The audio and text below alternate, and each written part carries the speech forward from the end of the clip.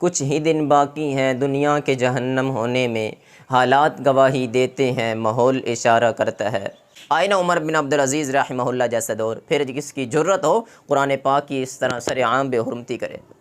اور جو یہ میری ویڈیو دیکھ رہے ہیں، میں آپ سے التماس کرتا ہوں، اگر منہ میں زبان ہے، بول سکتے ہیں، تو خدا را اس پر ایک ویڈیو لازمی بنائیں۔ اور جو بڑے بڑے کرسیوں پر بیٹھے ہوئے ہیں، ان سے درخواست کرتا ہوں خدا را اس پر ایکشن لیں، کچھ کریں۔ آج مسلمان کہاں جا رہے ہیں؟ جب قرآن جیسی عظیم کتاب کی بے حرمتی کی جا رہی ہے، پیچھے کیا رہ جائے گا؟ اگر اللہ نے زبان دی ہے نا، اس کا صحیح استعمال کریں۔ جو اسلام کے خلاف زبان اٹھائے، اس کی زبان بند کرو۔ جو اسلام کے خلاف اپنی زبان کھولے، اس کو فوراً جواب دو۔ فبہت الذی کفر، کافر کی بولتی بند کر دو۔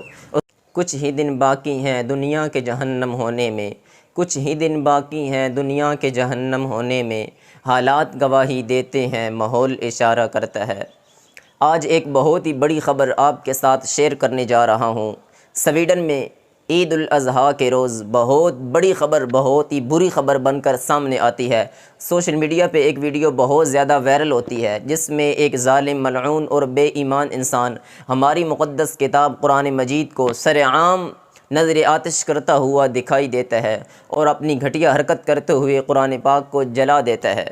ہوا کچھ یوں کہ ایک طرف مسلمان مسجد میں نماز عید ادا کر رہے تھے۔ ایک خبر کے مطابق وہاں ہر سال 10,000 لوگ نماز عید ادا کرتے تھے، اور دوسری طرف مسجد کے باہر ایک ظالم انسان نے سر عام مسلمانوں کی مقدس کتاب کو سر عام جلا دیا۔ وہاں جو مسلمان موجود تھے، انہوں نے روکنے کی پوری کوشش کی۔ چاہیے تو یہ تھا کہ وہاں کی حکومت، وہاں کے پولیس والے اس بے ایمان اور خبیث انسان کو اٹھا کر جیل میں ڈالتے، اس کا سر تن سے جدا کرتے، اس کو سزا دیتے، اس کو روکتے، اس کے ہاتھ کاٹتے، اس کو جلاتے جس نے قرآن پاک کو جلایا ہے۔ لیکن انہوں نے اس کے برعکس اس مسلمان کو بھی اٹھا کر پتھر پھینکنے کے الزام میں جیل میں ڈال دیا۔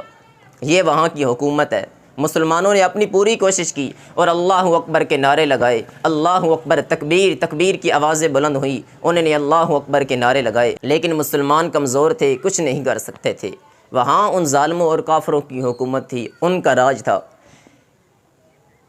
میں اپنے مسلمان بھائیوں سے مخاطب ہوں، اور خاص طور پر اپنی ملت کے نوجوانوں سے مخاطب ہوں، کہ دشمنان اسلام ہمارے اسلام کو ختم کرنے کی کوشش کر رہے ہیں، ہمارے قرآن مجید کو ختم کرنے کی کوشش کر رہے ہیں، لیکن ان کو نہیں پتہ اتنا ہی ابھرے گا جتنا کہ دبا دو گے۔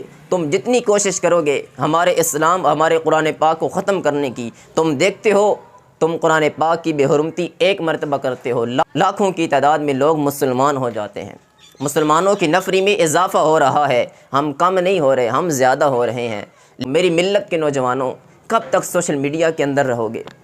میں اپنے مسلمان بھائیوں سے مخاطب ہوں، اور خاص طور پر اپنی ملت کے نوجوانوں سے مخاطب ہوں، کہ ایک طرف دشمنان اسلام ہمارے قرآن پاک کو اور ہمارے اسلام کو ختم کرنے کی کوشش کر رہے ہیں، اور اے میرے نوجوانوں، ایک تم ہو جو پب جی کھیل رہے ہو، سوشل میڈیا کے اندر ڈوب چکے ہو کہ اس کے اندر سے باہر آنا ہی، اوپر آنا ہی مشکل ہو چکا ہے، اتنے نیچے چلے گئے ہو کہ باہر آنا ہی ناممکن ہو چکا ہے، محال ہو چکا ہے۔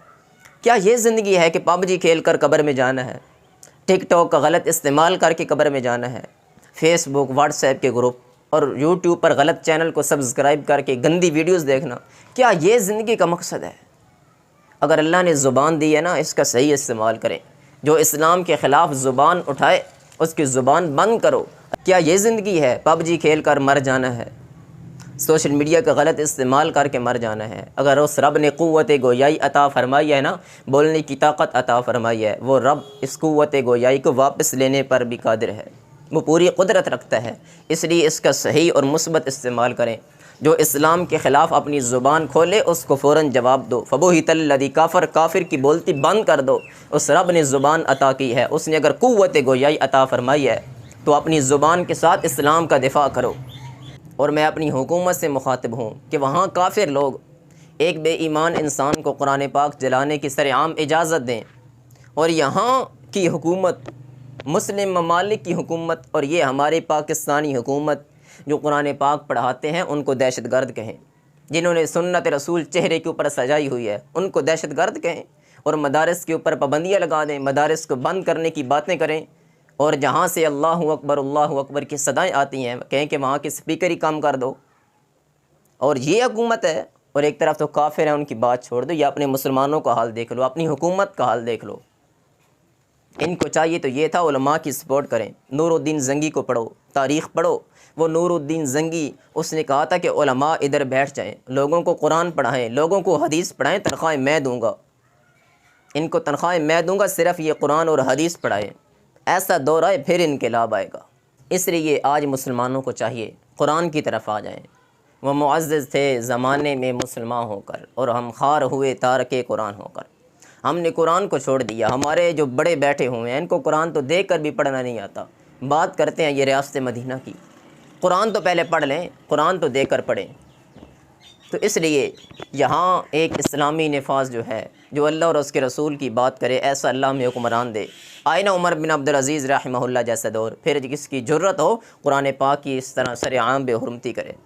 تو مسلمانوں کو چاہیے کہ اس کے خلاف ایکشن لیں، تاکہ دوبارہ کسی کی جرت نہ ہو۔ ان کو پتہ ہو کہ مسلمانوں کا ایمان ابھی تک سویا نہیں، مسلمان خواب غفلت میں نہیں ہے، مسلمانوں کا ایمان بھی بیدار ہے، مسلمان کمزور نہیں ہے، مسلمان طاقتور ہیں، ان کا ایمان زندہ ہے۔ میری ویڈیو بنانے کا مقصد یہی تھا، کوئی تو مسلمان اٹھے، آواز اٹھائے۔ اور جو یہ میری ویڈیو دیکھ رہے ہیں، میں آپ سے التماس کرتا ہوں، اگر منہ میں زبان ہے، بول سکتے ہیں، تو خدا را اس پر ایک ویڈیو لازمی بنائیں۔ اگر بول نہیں سکتے تو اس ویڈیو کو کم از کم شیئر تو کر دیں، اس آواز کو زیادہ سے زیادہ بلند تو کر دیں۔ اور میں اپنے جو حاکم وقت ہے اور جو بڑے بڑے کرسیوں پر بیٹھے ہوئے ہیں ان سے درخواست کرتا ہوں، خدا را اس پر ایکشن لیں، کچھ کریں۔ آج مسلمان کہاں جا رہے ہیں؟ جب قرآن جیسی عظیم کتاب کی بے حرمتی کی جا رہی ہے، پیچھے کیا رہ جائے گا؟ تو اس لیے ایز اے پاکستانی، بطور ایز اے مسلمان، میں نے اپنا حق تو نہیں کہہ سکتا، ایک چھوٹی سی کام کر دی، چھوٹی سی کاوش کر دی کہ ویڈیو بنا دی۔ آپ بھی خدا را ویڈیو تو بنا دیں، تاکہ ان کو پتہ چلے کہ مسلمان یہ سوشل میڈیا کے اوپر نوجوان بالکل نہیں ڈوبے ہوئے۔ جو ہم نے ناکام کوشش کی تھی اس کے اندر مسلمانوں کے نوجوان ابھی سارے نہیں، ابھی کچھ زندہ ہیں، جو انہوں نے یہ پب جی اور یہ غلط چیزیں مسلمانوں نوجوانوں کے اندر داخل کر دی، ان کو پتہ چلے مسلمان ابھی زندہ ہیں۔ تو میں یہی التماس کرتا ہوں اور درخواست کرتا ہوں، مسلمانوں، نوجوانوں، اٹھو، اس سے پہلے کہ اللہ کا عذاب نہ آ جائے، اس سے پہلے کہ میرے رب کا عذاب نہ آ جائے۔ ان بطش ربک لشدید، اس رب کی پکڑ بڑی سخت ہے۔ اپنے بھائی حماد کو اجازت دیجیے، انشاءاللہ جب تک منہ میں زبان رہے گی حق کا ساتھ دیتے رہیں گے، اور باطل اس کو للکارتے رہیں گے، اور باطل کا رد کرتے رہیں گے۔ انشاءاللہ پھر ملیں گے کسی نیکسٹ ویڈیو میں۔ اللہ حافظ، اپنا خیال رکھیے گا، اور ان ٹوٹی پھوٹی باتوں پر تنہائی میں بیٹھ کر غور بھی کر لینا۔